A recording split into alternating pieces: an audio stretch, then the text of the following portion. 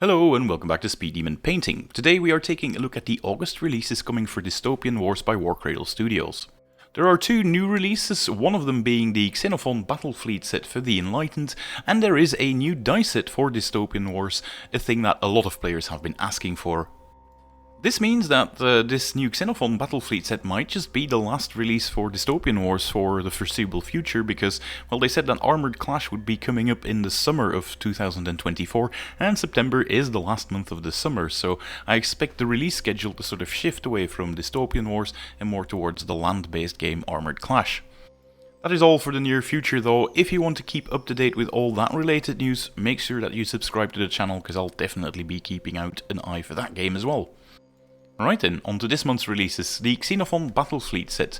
There are no rules for this flagship yet in the current Orbat. There is a mention of it though in some of the battle fleets, so it doesn't come out of thin air, even though it is being described to do such a thing in the description we find in the blog post.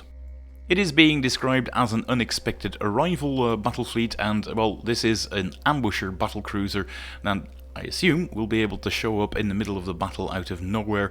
With there's a cool little lore description in there as well, with the ammo frigates launching their first waves of attack aircraft, and then this flagship popping up out of the ocean still as a sort of a submerged vessel. And I suppose it does kind of look like it's more of a submarine than a battleship.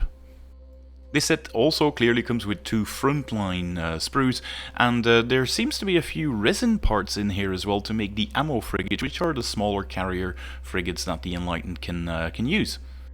Now, I've just finished my How to Start with the Enlightened video last week, and yeah, this is yet another option that you can make out of that frigate hull coming on the frontline sprue for all of you beginning players. The only problem was that this part, with the drone launching bay, was only available if you bought, I believe, the aerial squadrons for the Enlightened, and it now becomes available in a much easier to get way as well in this new Xenophon Battle Fleet set, so yeah, might be worthwhile to pick this one up. Don't worry though, you do not have to build this variant. You can make all of the different frigate versions. There's only one depicted here on the actual blog post, which is the Marion class option, which is also the one that I actually recommended for new players, so that's kind of handy. But yeah, for the people who saw that video, if you started with the faction starter set for the Enlightened, you were sort of left without any frontline sprues, and this Battle Fleet set actually fixes that quite nicely. It might even be worth picking up two of them, because you can actually build multiple builds with this set. This is the Xenophon, which comes with 3 heavy weapons, and, well, presumably has the option of coming in via unexpected arrival. That's not the only build you can make though. You can also use the big gun on the top here to make a Kepler class option. Mind you, if you do that, I presume you will not be able to make an Antarctica cruiser, or would have to use an alternate weapon system here at the top for your Kepler. So yeah, that's always a thing to keep in mind, which is why I said it's not a bad thing probably to get this set twice. And I am again referring to my video that I made last time about starting with the Enlightened, but I recommended the Ulysses build for the frontline cruisers. You can see some build options here, but the reason why I actually opted for the Ulysses is that you would get some SRS capacity in your force. If you combine that one with 6 ammo frigates, you're actually talking about a pretty serious output of SRS tokens. And from the looks of it, there's also a low class here that can launch SRS tokens as well to accentuate this a bit more. And if you have this set twice, you probably have some Marion frigates left over, which are great to teleport into the enemy ranks. And from the looks of it, this low class has a Newton Void engine at the top, or at least a part that looks quite similar to that one. So if I'm allowed to speculate here, this might just be the Void Shepherd version of the low class of the battle cruiser that you can make with this set. And then yeah, concerning the frontline sprues, there are 6 variants that you can build with them. The one that is the most straightforward is the Lovelace class, which has 2 heavy weapons, one in the front, one in the back, but is only armor 5, and that is why I didn't quite recommend it for a beginning player, even though it is the standard battle cruiser for them. Then there is the Stiletto Fast option, which has an etheric lance, an advanced etheric lance in the back, and one in the front. And then there's also the Copernicus class option, which I think they made a small mistake, because if it has the big weapon system in the back, it's not a Copernicus but an Antarctica class, and I think there's a small mistake in here, but easily fixed. That's the one with the etheric lance at the back as well. And then there's the version that I personally like the most, Ulysses class, like I said, can launch SRS, has a lot of firepower, and actually comes with armor 6, along with the new luminiferous defenses that the Enlightened got, which makes it a very tough ship as well. And it comes with Vanguard, so it's putting the pressure on your opponent straight away.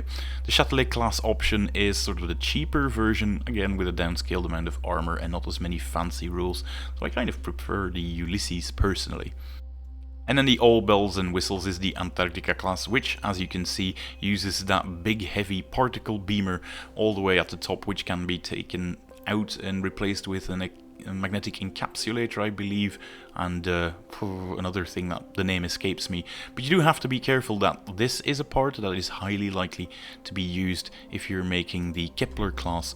As you can see, this is the same bit at the top here. That was it for what is found in the Enlightened box, and then one thing that people were asking for a lot before were separate dice sets. Now, last blog post they also showed a separate box with dice for Armored Clash, and it looks like they've been able to use that same format for box for the dice set for Dystopian Wars. This one comes in the description with 20 of the action dice and 6 critical dice, so that's pretty much the amount of dice that you find in one of the one-player starter sets, and 20 of them is perhaps a bit on the low end of the scale. We have had games where you end up throwing dice of up to 60 in one go. If you're a more veteran player, it's not that hard to get to those sort of numbers, so this is definitely a welcome addition, because you're not forced to buy the same starter set multiple times to get more and more dice.